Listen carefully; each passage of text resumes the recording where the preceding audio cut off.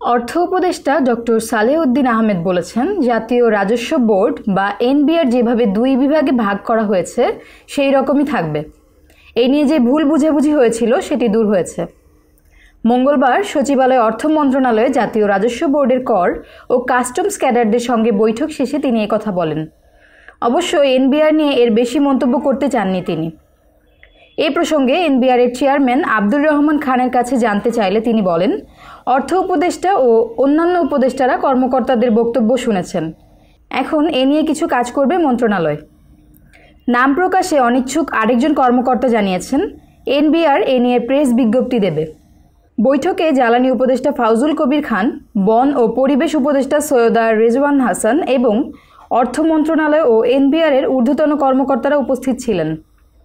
গত 12 মে রাতে প্রজ্ঞাপন জারি করে এনবিআরকে দুই ভাগে বিভক্ত করে রাজস্ব নীতি ও রাজস্ব ব্যবস্থাপনা নামে দুটি বিভাগ বানানো হয়েছে।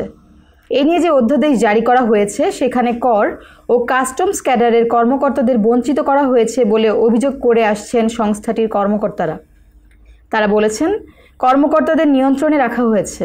এই অভিযোগে এনবিআরের কর্মকর্তারা কয়েকদিন কলম বিরতিও পালন করে আসছেন।